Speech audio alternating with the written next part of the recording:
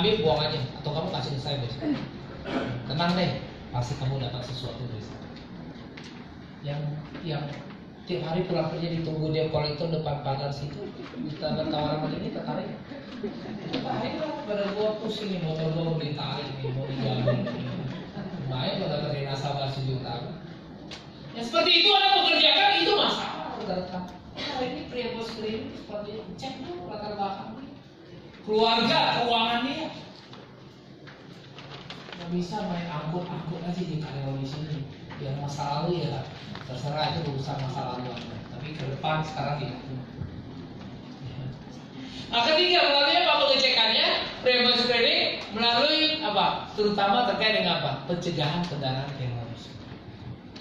Dipesankan di sana bahwa Anda memerlukan karyawan, tolong pelajari media sosialnya atau dicek. Jadi sebelum direkrut, minta dong Facebooknya, gimana kita bisa berteman, Twitter, Instagram, WA, apalagi lah media sosialnya. Anak sekarang jagoan media sosial banyak sekali. Pelajari itu. Dia Instagram apa yang dipajang? Apa cuma sekedar lupain nggak pak? Kalau dia ada mendukung kelompok-kelompok ekstrim tertentu, ayo. Itu kemudian bisa jadi PPT, pencegahan kendaraan. Maka kita diminta untuk apa? Menolak mempekerjakan karyawan demikian. Itu pesan kami. Itu cara Anda mengecek DNA. Jadi itulah disebut dengan pre-employment screening. 60A DOJK nomor 12. 60B-nya bicara apa? 60B-nya bicara buat rekan-rekan yang ada. Itu yang ada buat karyawan. Karyawan yang ada seperti ini. Anda juga diminta secara bertahap dilakukan proses yang. Jadi saya hanya pesan aja, saya nggak kenal Anda secara pribadi, tapi saya peduli dengan Anda. Anda yang punya masalah keuangan, ya kan? Urusan kartu kredit, tagihan motor, segala macam bermasalah, segera karena ke depan kerja di bank nggak bisa. Kita mau kerja di bank tapi NPL kita, tagihan kredit kita, SCD kita call 3, call 4 nggak bisa.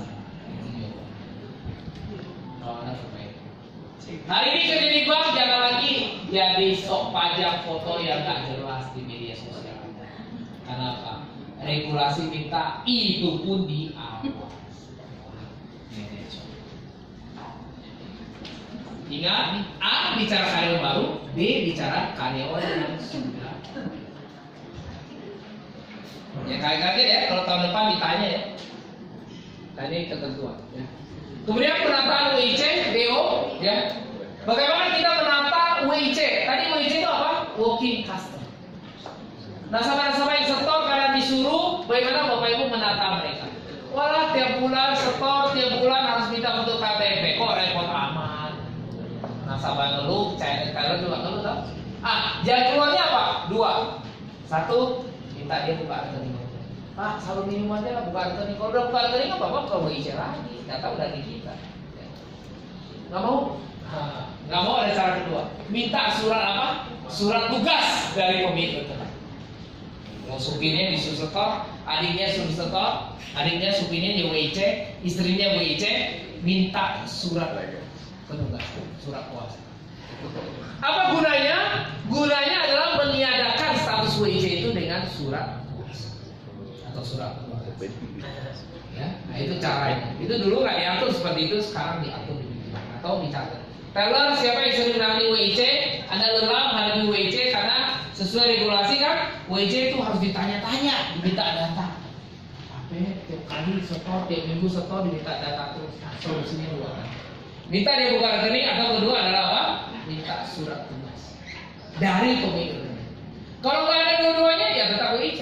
Anda harus lakukan proses seperti itu lagi. Tujuan, sumber dana, fotokopi KTP mesti disimpan, kasih solusi. Ya kan? Ini. Kemudian berikutnya adalah BO. BO itu apa tadi? Beneficiary owner. Siapa dia? Pemilik dana, pemilik manfaat. Dia orang di belakang. Dulu BO nggak dikejar datanya. Sekarang BO wajib, sama persis halnya dengan nasabah. Ya, rekan-rekan yang hari ini CS terutama bagian dana juga, ya, menangani nasabah-nasabah yang tidak jelas pekerjaannya tapi punya penghasilan besar, punya uang besar. Tugas rekan mencari tahu siapa BO. Dan BO itu setelah diketahui bukannya pengakuan lisan tapi harus muncul dalam bentuk apa? Data-data. Harus diisi form. Form BO persis sama kayak form pembukaan rekening. Disatukan. Dan dilengkapi KTP-nya juga kan. Pembukaan rekening kan perlu KTP. BO ini perlu KTP. Dan saya mengatakan ini nggak gampang ya. Orang sengaja nggak mau namanya muncul, sekarang ada minta dia muncul. Pasti dia banyak tahu menawar. Nah itulah perlu kalian rekan-rekan dalam bernegosiasi. Kemudian proses EDD, ya, terhadap calon nasabah, rekan-rekan diminta untuk lebih fokus. CDD itu menggali informasi, diantaranya apa? Tadi yang saya katakan, Anda harus melakukan apa? Melakukan proses mengenal nasabah. CDD mungkin lu praktekkan, saya CS, pokoknya ada aplikasi lengkap saya bukain, nggak bisa lagi. Anda harus lakukan CDD. Kalau CDD nasabahnya nggak mau datang, terus siapa yang bawa rekening nasabahnya? Direksi yang bawa, direksi tanda tangan. Pastikan direksi juga CDD kan. Jadi tugas CDD beralih kepada yang bawa rekening. Kalau bawa rekening itu siapa? Nasabah. Marketing. Marketing yang CDD. Jadi tidak boleh ada satu nasabah baik dia adalah calon maupun nasabah yang ada. Nasabah yang ada contohnya di teller kan, dia mau setor, dia sampai teller karena ada nasabah, ada nggak nanya. Nah ke depan dengan IT yang canggih, teller akan dibantu. Kalau teller seandainya lupa atau belum bertanya, setoran 30 juta, ya udah diterima, teller mau input nih transaksi 30, ketik nomor rekening nasabah. Sistem kita yang canggih akan memberitahukan kita. Waktu nama nasabah diinput, nomor rekening nasabah diinput, muncul pemberitahuan bahwa ini nasabah beresiko awan-awan. Nah, tugas teller otomatis apa? Dari mana sumber dananya ini? Tujuannya apa? Ya. Itu mesti diganti seperti itu. Bagi yang menyetor itu adalah WIC. Bagi yang bertransaksi adalah orang yang menggunakan mesin. Ini ya pekerjaan semakin ribet dengan adanya norma baru ini. Dan EDD adalah nasabah berisiko tinggi. Jadi EDD itu apa? EDD itu menggali informasi lebih jauh melalui apa? Enhance due diligence melalui penggalian terhadap informasi tambahan terkait dengan apa? 3 hal. Satu adalah apa? Rekening-rekening dia di bank. Itu harus diminta. Itu namanya EDD.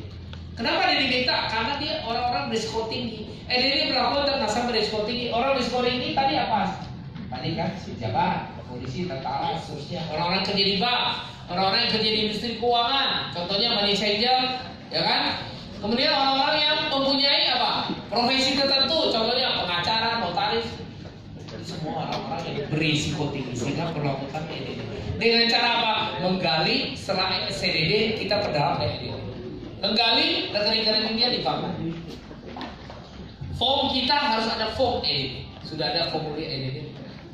CS harus segera keluarkan form EDD ketika berhadapan dengan nasabah berisiko. Sama juga marketing, ya kan? Bagian penagihan, marketing dana, kredit, sama juga keluarin form EDD ketika melayani nasabah-nasabah berisiko. Itu perintah aturan. Jadi kedua apa isi EDD tadi? Tadi ada rekening nasabah di bank apa saja. Kedua saldonya. Rekening itu mesti di saldonya. Berapa dikasih tahu saya ada rekening Mandiri nomor sekian-sekian. Saldonya berapa Pak? EDD minta harus jelas. Ketiga diminta apa? Aset-aset lain, harta yang dia miliki. Contohnya punya rumah di mana aja, mobilnya apa saja. Cantumkan di sana. Cantumkan di sana. Nah, hari ini kita lihat kan kayak pajak sepertinya udah nggak ada rahasia. Mau HP smartphone-nya mesti laporin sana. Ya nasabah bukan rekening di bank. Kalau dia protes, lo kok tanya-tanya seperti ini? Bapak ini kan regulasi, kayak pajak aja kan sekarang diminta informasinya seperti itu. Ya. Jadi ingat EDD terhadap 3 hal. Satu adalah rekening dia di bank lain. Kedua saldonya, dan ketiga adalah harta-harta. Harta lainnya artinya bisa mobil, bisa rumah, sebutkan alamatnya di mana. Nah, itu informasi tambahan dan penghasilan lain. Nah inilah tugas kita terhadap ini ya. Dan kan apa tugas BPR? BPR harus melakukan identifikasi, harus menilai, memahami setiap nasabah. Karena resiko apa? Tidak pidana pencucian. Dan kedua adalah apa? Pendanaan teroris. Jadi seluruh proses transaksi di BPR, tugas rekan-rekan melakukan monitoring. Anda di bagian umum, hari ini Anda mau belanja barang, Anda belanja ke toko yang punya risiko ini enggak? Anda nggak terima duit, Anda keluarin duit bagian umum kan? Tapi jangan sampai Anda belanja di toko yang hari ini izinnya nggak jelas. Kenapa Anda belanja di sana? Alasan ke direksi apa? Harganya murah. Kertas satu ring orang lain, toko lain 40.000, dia 37.000. Tapi hari ini Apu BT nggak bicara soal murah. Dia minta Anda harus jelas usaha yang nasabah jalankan itu betul-betul usaha sah, resmi, ada izin tidak. Dan bagian umum waktu Anda belanja di toko-toko tersebut, Anda pernah minta izinnya nggak? Anda pernah minta nggak dia bayar pajak nggak dengan baik? Sebagai lembaga bank, kita nggak boleh ditransaksi dengan nasabah asal-asalan. Kayak waktu saya di satu bank, saya ketemu dengan jawaban yang sangat aneh.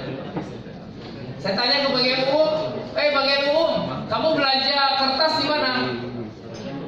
Kan kantor rutin ya, belanja kertas, tinta printer segala macam ya. Belanja di mana? Toko pak, toko di situ. Oh, saya nggak tahu toko apa. Nah pertanyaan saya kedua, kenapa kamu belanja di situ? Tetangga pak? Tetangga. Itu jawaban kuno. Toko pelontong. Ini bank apa toko pelontong saya tanya? Kalau bank sekarang ya Apu BPT harus jelas.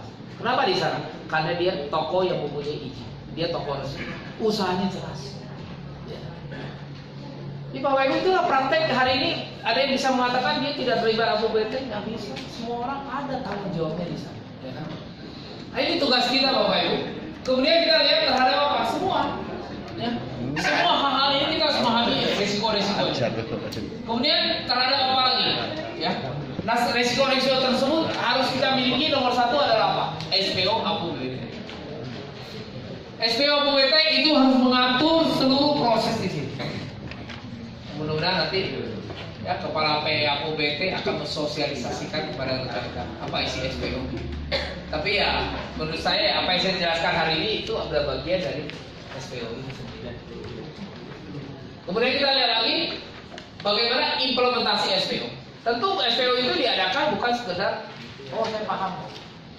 Pertanyaannya berikutnya setelah Anda paham, Anda lakukan tidak? Anda kerjakan tidak? Kalau nggak ada, ya ngapain bikin peraturan?